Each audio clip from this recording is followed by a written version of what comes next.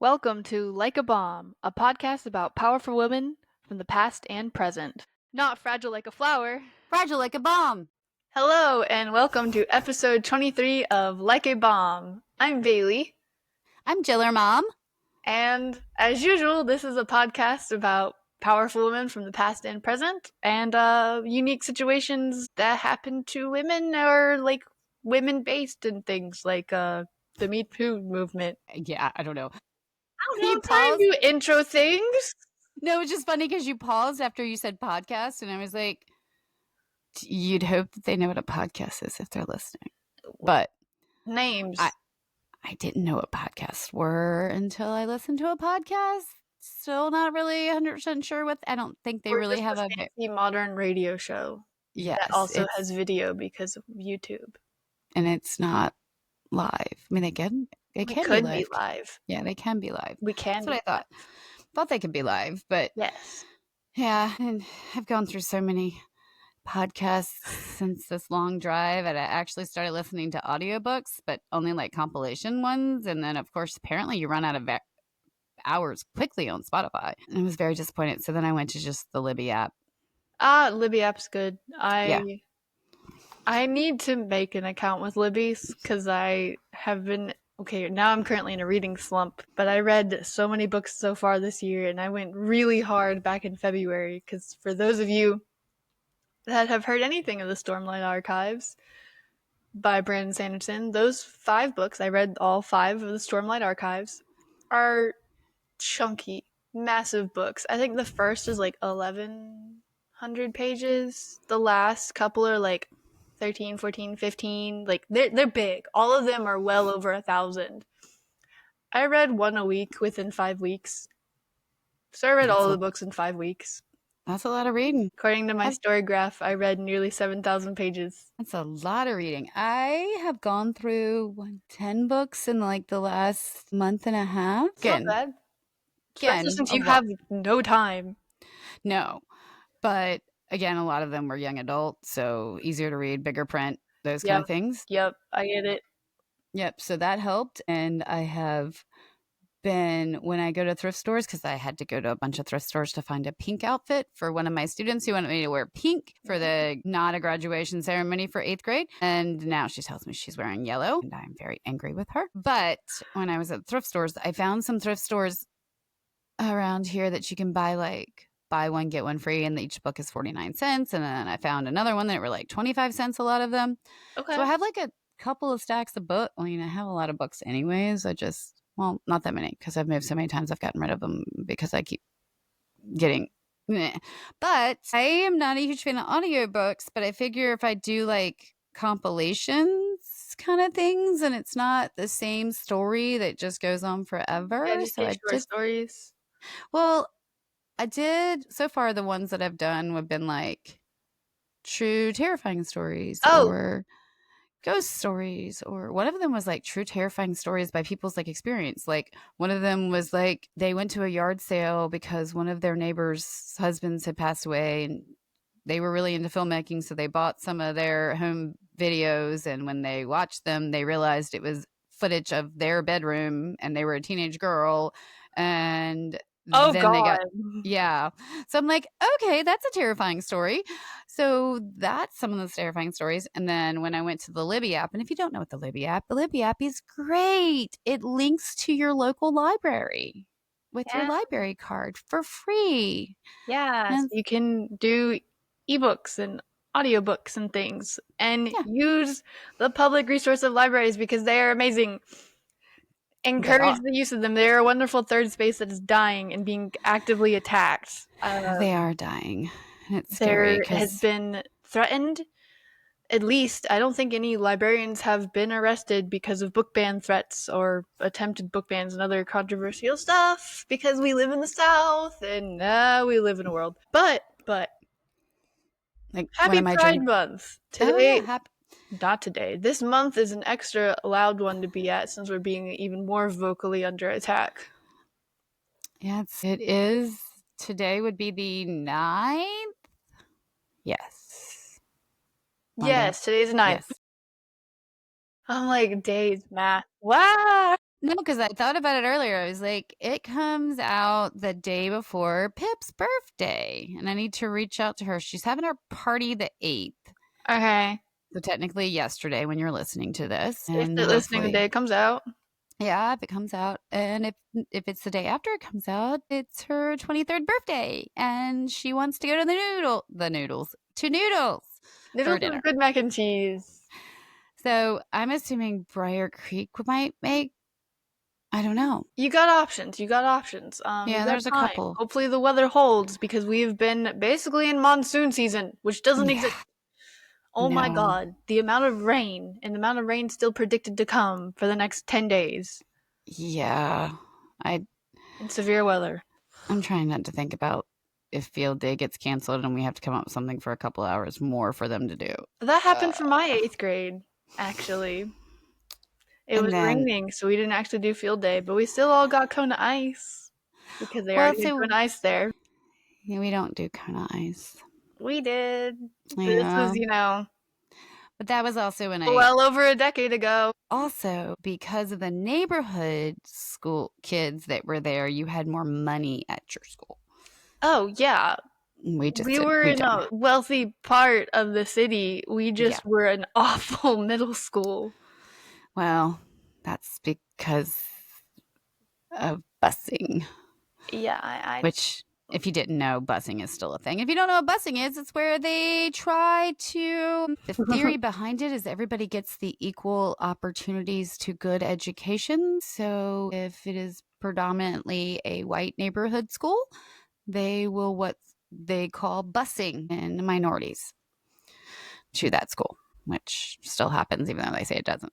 But they also Yeah. say Common Core is gone, and that's a lie too. Yeah. Also, my class was the worst. And I was the good kid that would always be so as in my classes in like my year for those listening and any classes because it's in middle school it's broken up by different periods and I would always be in the periods that they lumped all the bad kids together and thinking I'd be the good kid to be good influence. No, I got bullied and had bookshelves follow me and books and other things instead.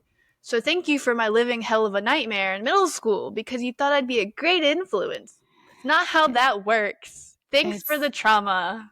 yeah, it's not. That one hasn't gotten any better, No. apparently.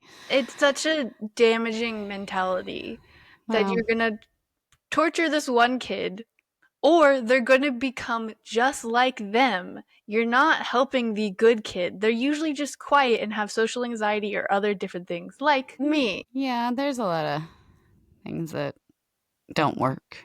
No, But no, there's not. yay, education. Yay, public education not actually being funded or taking well care of in any aspect in this country. Maybe in a few No, states, but overall, no.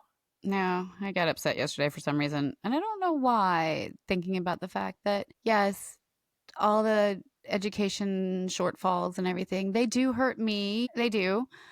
But ultimately, we're just hurting the kids. You're Like, hurting our future.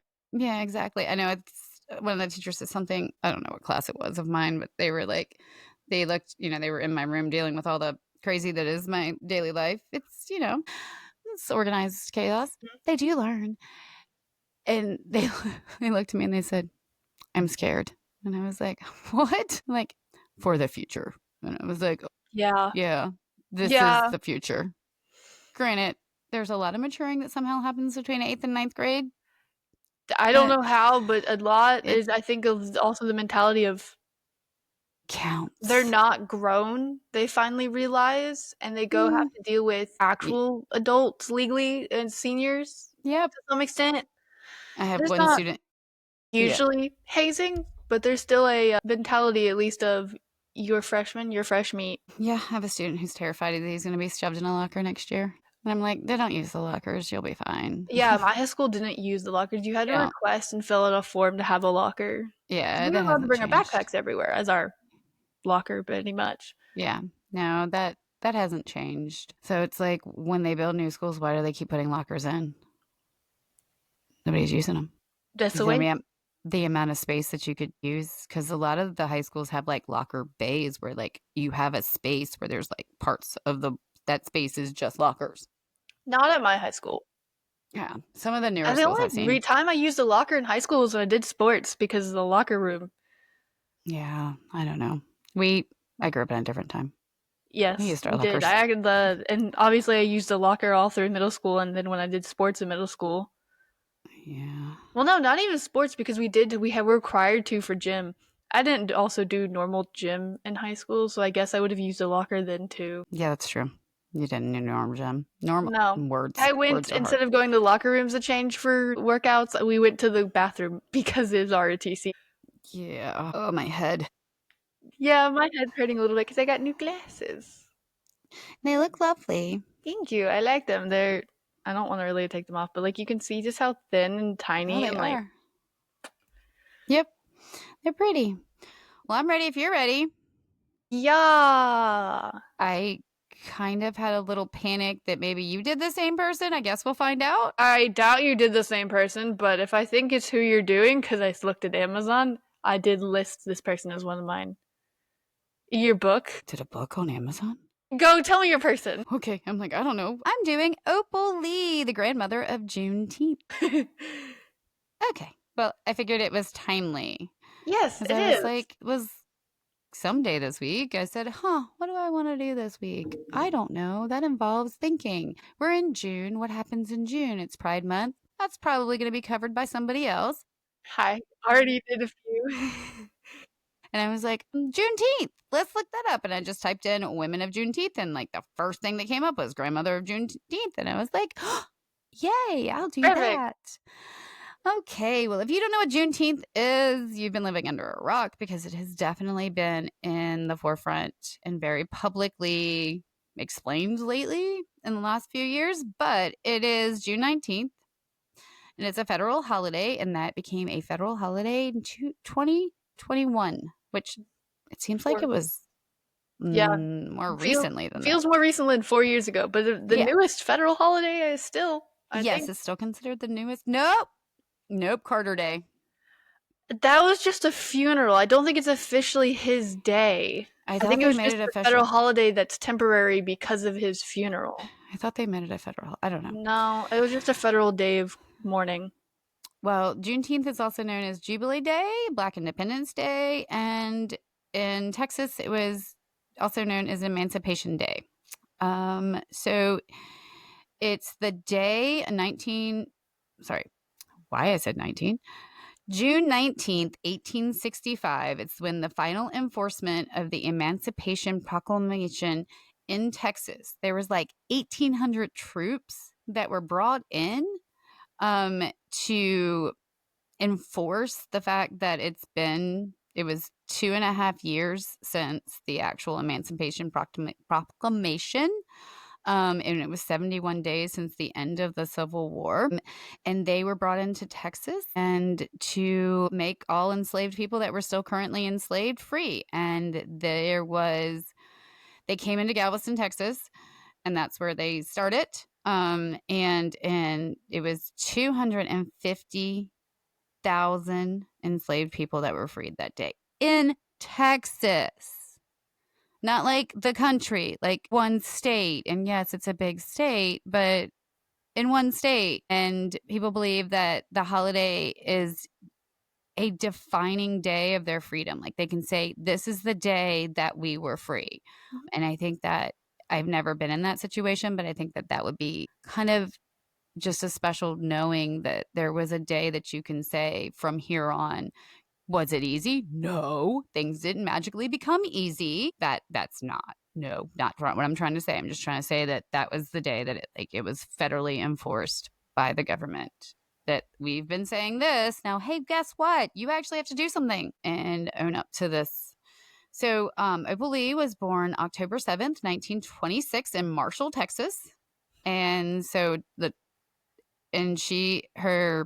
the great grandmother on her father's side was actually born into slavery. So she wasn't even that very far removed. I know we're thinking 1926, that's so far removed, but 1865 is really not that far from 1926. And let's think about the 1920s. What was happening in this country? Well, we like to romanticize it with speakeasies, flappers, rum runners. the beginning of the mob, because that's when the mob got real big. Because, hey, guess Alcohol. what? The government said you can't have alcohol. And people like their alcohol. Yep, and A you can't lot. take people's alcohol. No, you can't do that. No, especially their livelihood. And also, people had crappy lives back then, man. Give them some alcohol.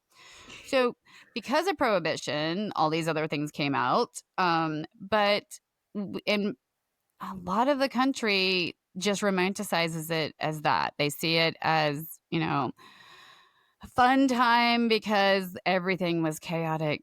Everybody was a criminal in some way or another because there was no alcohol to be a drinking. And in case you didn't know, there's still a lot of dry areas in the country, counties and cities, that you can't have any alcohol in that area. There's places about an hour away from me that's completely dry. There's Still. where your dad's dad lives, weirdly, half of that is dry. You can't have anything. The other I don't half you can know where my granddad lives in in West West Virginia. Virginia. I just know West Virginia. Yeah, close to my dad. That's just a coincidence. Yes, I know. But and they did start there. But half of that is completely dry. The other half you can buy Everclear in 7-Eleven. Like, it's like complete Okay, extremes. but also they're peak Appalachia moonshiners. Yes, that's true. We That do have to keep them out. that Appalachia, also is known West Virginia. So like and yes, Virginia. moonshine, mines, that's orchards. That's really about all you got. Yeah. So, even though we romanticized it, in the 1920s, 281 blacks were lynched in the United States. There was still strict segregation, racial persecution, and violence from white supremacy groups, like the Ku Klux Klan, or more commonly known as the KKK. Black schools, churches, businesses, and houses were burned and destroyed. So this was happening. It didn't just magically get nice. There was a lot of fighting to get there. So in June 39, Lee's family moved into a house in Fort Worth, Texas. So they were in Marshall for like the first 10 to 11 years of her life. And then they moved to Fort Worth because her dad was a railroad worker and he traveled for work. That day, 2 men came to the door and ordered them to leave. Later that evening, 2 men drove by yelling, "You're here tonight, but you'll be moved out by tomorrow night." The family fled to a friend's home relatively close by. In the early morning hours, and when it was dark, of June 19th, 1939, 500 white rioters destroyed the house, set the furniture on fire, and burnt the house to the ground. No one was arrested or charged with the crime because there was a lot of ignoring. The ability to ignore things, the human capacity to ignore things that they don't want to deal with, is insane. That's a whole nother psych discussion. That's Also, a whole just other simply thing. desensitization and mob mentality, if you want to boil it. Yes. 2 quick things. And we could get into Well, obviously racism. That's yes. the given, but the 2 things of how psychologically humans can do things like that. Yes. That is like, she said later in interviews that at the time she didn't realize the significance of the day being June 19th, but she feels like that is part of the reason why in the future she really finds the importance of that date and celebrating that date, because not only was it a huge date for blacks in our country, it was also, and specifically in Texas, it was also a huge date in her family because they had to live through this horrible event. Her education, she graduated from high school at 16 and soon married and had 4 kids, but they were divorced. Her first husband and her were divorced within 5 years. She graduated and then she went to college. So like she went to high school, got married, had kids, and then went back to college with children. And dads didn't like take the kids then. It was, you did it by yourself. She went to Wiley University and graduated in 1952 with an elementary education degree and became a school teacher. Of course, that meant she also had multiple jobs to help support her family, things like cooking, being a maid, working in retail, because that hasn't changed either in America. No. She went back and got her master's degree in counseling at the University of North Texas, and she retired from education in 1977. And if you're paying attention to dates, she was born in 26. She retired in 77. She was 51 at that time. You're able to retire after 30 years of education. So, not quite if you go back and look at the dates, but she had, a full career in education and retired. And that's before she really had even done a lot of her activism. So while she was a school counselor, part of her job was to find out the why students were not being successful in school. It's usually taken on by social workers now in the school. We have limited social workers. And so she would do home visits, and she noticed that students didn't have food, clothing, utilities, or proper living conditions. And if you don't have even one of those things, you can't really be successful when you're in school. So she did what she could to help with clothing, food, shelter. It was her personal belief that if you want to solve the large problems, you must first address the root causes for the problem. A lot of my students that are pains in my butts, it's because they don't know how to behave necessarily, because they do not have a role model, or their parents have to work so much that they're just not there to notice things. And that's not a bad thing. I worked at night when my kids were growing up. Like, you do what you have to do to support your family. So her community impact, she's done so many things, not just what she did while she was in education. She has began a community computer literacy program to help older adults, which I've seen what my mother can do with a phone or computer. She's not sure what she's doing. Those are very important things because everything is technology now. And if you don't know how to work that technology, you can't do living in the world. You just can't. She began what's called Opal's Farm. So she worked with a local food bank and used donated land from the local government and grew tomatoes and potatoes and watermelon and green veggies and other veggies. And she donated them to local food banks. And not only did she donate the food, it helped just decrease food insecurities. It's like, let's go. I'm keep talking about my students, but like, our last week of school is next week. A lot of my students aren't going to have regular meals. They're not going to have a regular home. They're not going to have regular people who actually even care about them that they see on a daily basis. There's a lot that people don't see because of their crazy and their ability to ignore things. The people who worked the farm were formerly incarcerated people who were unable to find work in other locations, because depending on what your rep sheet is, you aren't necessarily going to get jobs somewhere. Like if you extorted money from a company, there probably aren't going to be a lot of companies that are going to hire you where you might be doing that again. If you No. have violent past, they're probably not going to want you around people. So, it is harder for, as people say, ex-cons to get jobs out in the world. She was a member of the Tarrant County Black Historical and Genealogical Society that chronicles the contributions by Black people to Fort Worth.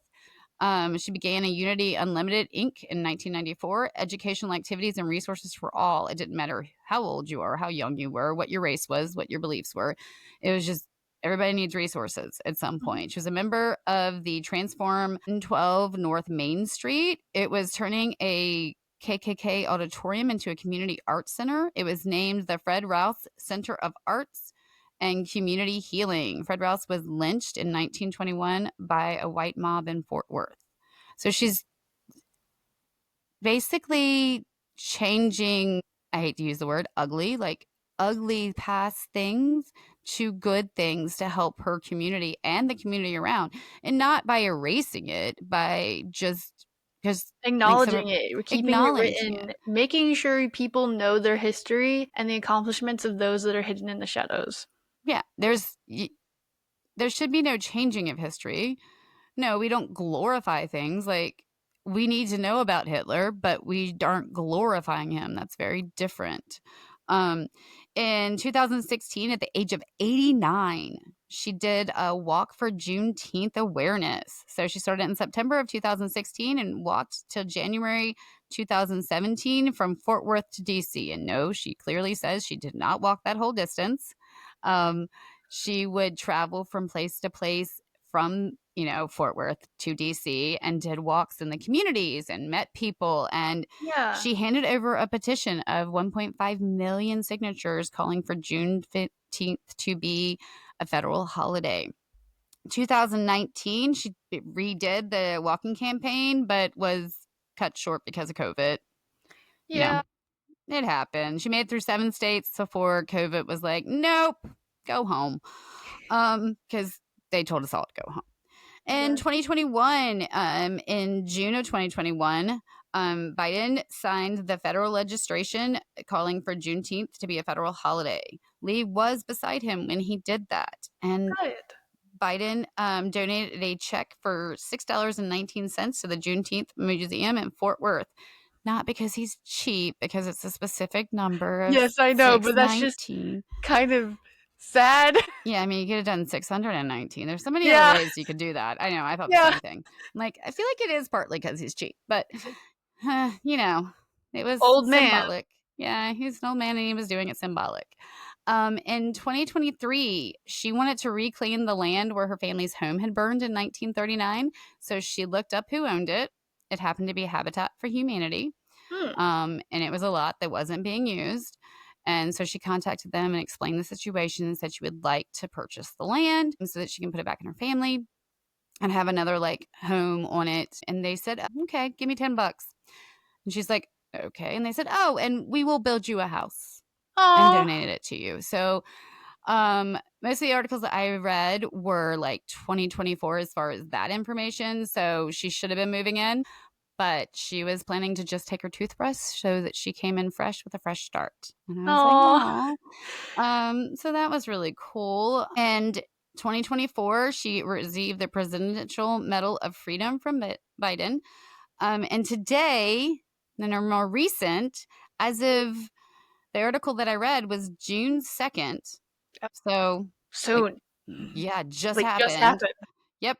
So she has been doing annual walks of the 2.5 miles for freedom because of Juneteenth, and that 2.5 symbolizing the 2.5 years from the Emancipation Proclamation actually being a thing to being enforced in Texas. She was in the hospital and leaving the hospital June 2nd, and she plans to still do the walk, but she will have a golf cart to help her because she's 98 years old. Yeah, this woman's lived a long life. Yes. And she is currently calling for young people to show up and make positive change because it is time for her to rest. She is She 98 years deserves the old. rest.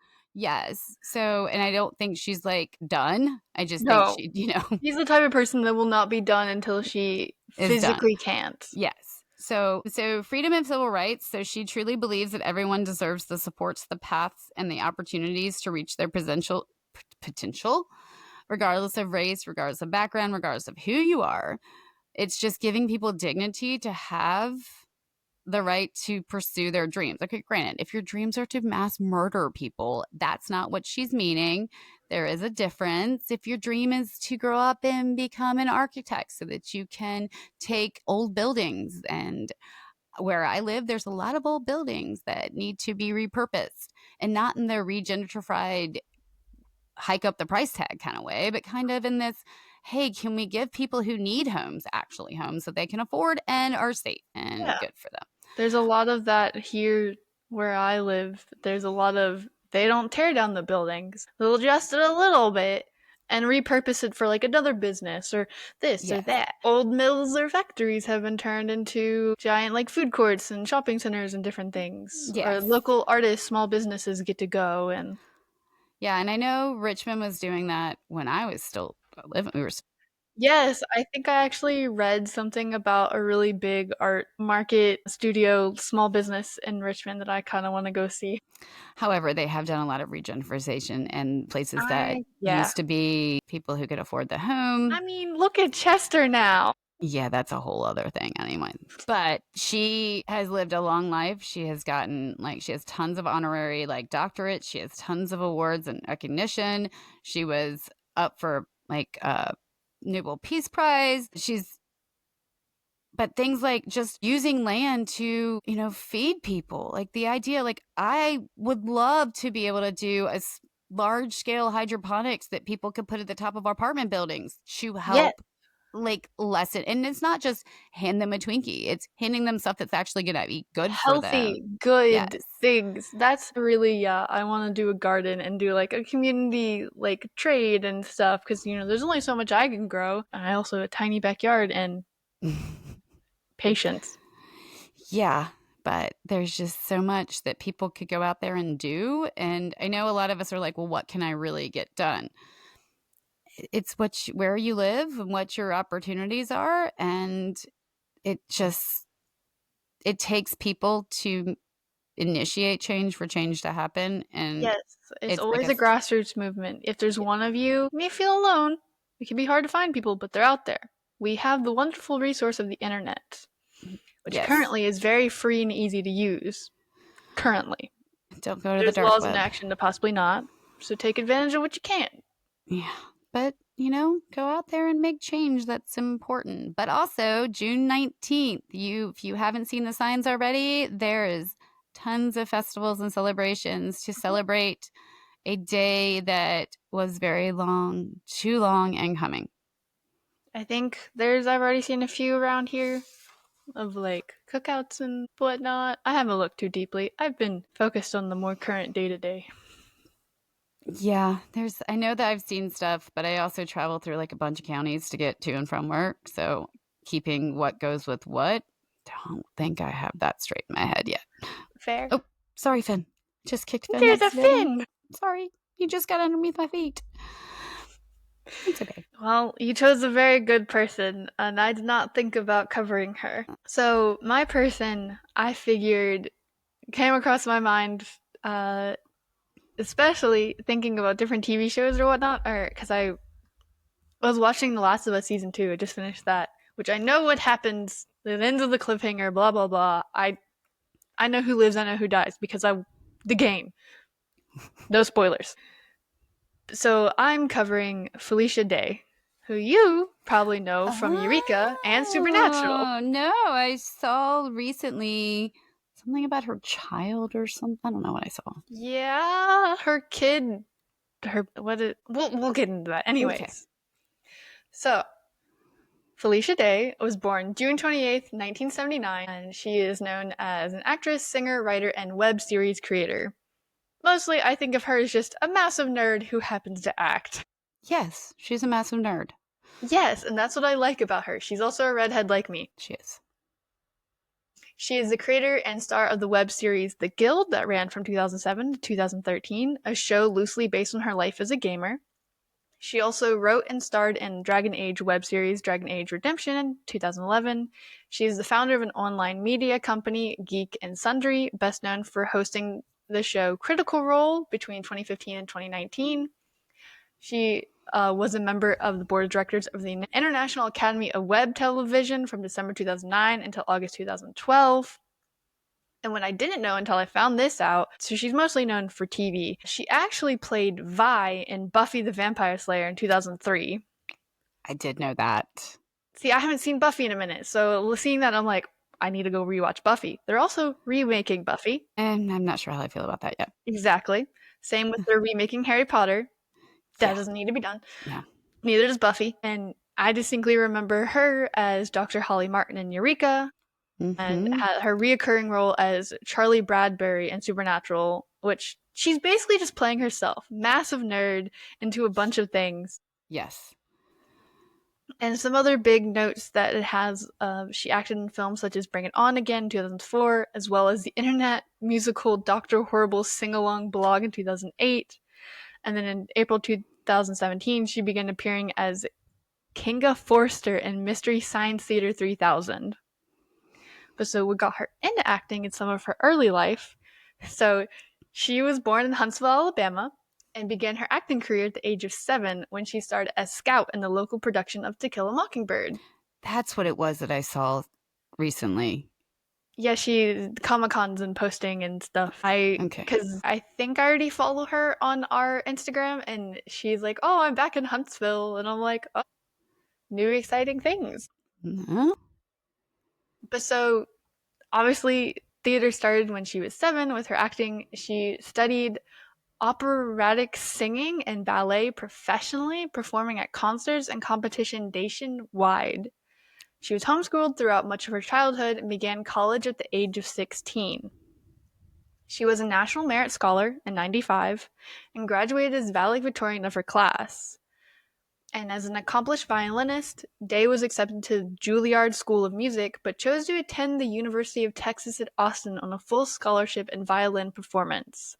She double majored in mathematics and music performance, and graduated at the age of 19 in the top 4% of her class. She's also an avid player of a wide variety of video game genres. Much of her work on the Guild web series was based on her personal experience with video games, especially when she played World of Warcraft. So, what I didn't know is just how accomplished she is in the arts, and that was Yeah. really exciting to see. Like, you don't really hear about people turning down Juilliard. It's very No. prestigiously known. No, you don't. Not to go to a college in Texas. No offense, Well, Texas, but I mean, it's UT. I think UT Austin is like the UT, the University of Texas. oh, I mean, either Kind of like way, UNC or yeah. like UA Alabama or like the UT's Tennessee. I don't know, South. But so yeah, fantastic skills in the arts and really big into math and video games, which is also why I know her through D&D things. Makes sense. So some more little on her early career. So after graduating from college, Day moved to LA to pursue a career in acting. She landed several roles in various short and independent films, as well as commercials and guest spots on television shows, including Undeclared and Maybe It's Me. These parts propelled her to larger roles, a part in the film Bring It On Again, and starring role in June, and a recurring guest spot as potential Slayer Vi on the television Buffy the Vampire Slayer, and a recurring role that is still occasionally used in that show's 8th season comic book series. So she's still present in comics, it seems. In HBO's 2005 biopic of Franklin D. Roosevelt's Warm Springs, Day's singing was featured when her wheelchair-using character serenaded a dinner group with I Won't Dance, so including more of her arts. And then there's some more goes into the Guild, which she is the creator, writer, and star of the web series that aired from 2007 to 2013, and it explored more of a massively multiplayer online role player game, or an MMORPG, and the gaming subculture of that. The season was primarily hosted on YouTube, where it garnered millions of views. Its second season premiered on Microsoft's three major video channels, Xbox Live, MSN Video, and the Zune Marketplace, which I don't know. I I don't know. guess I'm too young to know what that is. But so after Microsoft made a deal with the Guild, allowing Day and her cast and her crew to be paid for their work. So it seems like just a fun thing, and wow, I can make money. Kind of like you can do nowadays with YouTube or a podcast or Twitch streaming and things. So the Guild has won multiple awards, including the Green Line Award for Best Original Digital Series Production at the South by Southwest Festivals, several IAWTV awards, including Best Comedy Series, and YouTube Video Award for Best Series. It also won the Yahoo Video Award for Best Series, and the 2009 Streamy Awards for Best Comedy Web Series, Best Female Actor in a Comedy Web Series, and Best Ensemble Cast in a Web Series. So the Guild was good, clearly. Yeah, apparently. And then Geek and Sundry, so it is a YouTube channel founded in March 2012. Geek and Sundry took over production of the Guild for season 6. Day hosted several shows on Geek and Sundry, most notably shows called The Flog, Vaginal Fantasy, Felicia's Arc, and Co-Optitude. Oh, creative. Creative. Yes. So it goes into more how she created other web series called like Tabletop in 2012 with Will Wheaton. She was the executive producer for the series and appeared regularly as a guest. In the same vein, in 2015, she suggested to the original cast of Critical Role to begin streaming their tabletop home game as a show. And well, if you know anything about Critical Role, it's pretty successful from then on. In 2013, Geek and Sundry and Atlas Games worked together to release a promotional pack for the card game Gloom for Tabletop Game 2013 with a Felicia Day Guild Goddess card. In August 2014, Geek and Sundry was acquired by Legendary to produce content alongside Chris Hardwick's Nerdist Industries, with Day retaining creative control. Yeah, and then it got sold or like combined with the Wanda Group in 2016 as shareholders to acquire Legendary Entertainment for $3.5 billion. Come 2016, Day did leave Geek and Sundry after growing fatigued in a less creative and more managerial role in the company. Day said, I gave it my heart and my soul. When I realized I had given as much as I could, I needed to move on. And some other work goes into more shows she was featured in and movies. And there's a lot, as she has done a lot. There's a lot of things, such as some other peak, I feel like, nerdy things. She actually, in 2022, hosted the official Lord of the Rings Rings of Power podcast and spent 2 months recording with the cast and crew while they were promoting the season around the world. And she also interviewed cast members for a panel at the New York Comic Con. And then in 2024, she hosted the after show for the second season of Lord of the Rings The Ring of Power. She, in 2023, created and starred in the scripted fantasy podcast titled Third Eye, produced by Audible. The show was number 3 on the list of top fiction audio shows in October 2023 and won an Earphones Award from AudioFile magazine. And then, of course, how I know her, I guess, maybe a little bit more of recent things. In 2024, Day was a guest star in the stage production of Dungeons & Dragons: The 20-Sided Tavern, which combines actual play, improv, and immersive theater at Stage 42 in New York City. And then, especially us from North Carolina, she has been part of the D&D campaign that Rhett and Link Good Mythical Morning has been of, so like very just always flowing really well with her interests. Also happens to flow really well with society's acceptance and focus on nerdy things, from like World of Warcraft to now D&D. She's been able to fully be herself and an actor this whole time and also still do her arts. So I think that's really cool. And you'd mentioned she does have a baby, so she has a kid. It says as part of her little like sentence of personal life how in 2017 she had her daughter. I always mess up. It's Calliope Maeve, and she was born January 30th, 2017. And so that's all. Unless you want to go into the details of every show and podcast and video games. She's done a lot. And she's done a lot. I active mean, for a long time because she's Jake's age. Jake and your dad's age. Yeah, I mean, she was born in sign. And yep.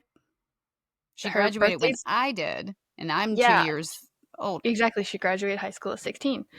So she has done a lot, and it's hard to follow through and like pick out the highlights because there's so much, and also to think what would resonate best with people. Like Eureka's not going to resonate with people, especially not your middle schoolers. Eureka's not that well known of a show. No, I mean people my age would know it, but that's when we also had cable. People didn't have. I mean, we didn't have cable. We had Netflix, and I would come home with Nutella and watch. We had Netflix. That's the thing. Like we had Netflix. Like we got rid of cable way before everybody else did. But yeah, we got rid of cable like 2009. At the latest, yes, because I know we didn't. We never. We had it for like a year in North Carolina. Yeah, we had it in the apartments when we bought the house. We didn't have it, so we got rid of it in like 2009. Yep. Yeah, but like you said, the cool thing about her is she's herself. Like she doesn't go and try and be somebody that she's not and fake it because that's not what's acceptable. She gets to authentically be a nerd. Yep. And because she's your age, she was homeschooled. And college is a way more chill, but she hopefully wasn't bullied for it. Yeah, it wasn't not really as much, because, I mean, bullying's worse the older generations you get, where, but she was homeschooled. So, like, she got to be in a healthy environment the whole time. Yeah, and, I mean, a lot of that stuff was not something that people knew about. I mean, you go in the 80s and the scare of D&D, all this satanic scare of it, and people trying to ban it, and also trying to ban comic books at some point and things. Well, there's a lot of, your kids listen to this, now they're gonna... Metal music and FPS games. Yeah. There's a study, lots of studies, so I can't pinpoint a specific one, that actually video games help, even if it's an FPS. And in fact, military they use it for PTSD. Use FPS games, the first-person shooter games. They also use video games for lots of trainings nowadays. They use it for PTSD. Like, it's like a treatment for PTSD, especially for military. Ex-military. D&D is also used for therapy now. I mean, because it's good for anxiety and other. You can attack your demons quite literally. Also, in a very much more casual role.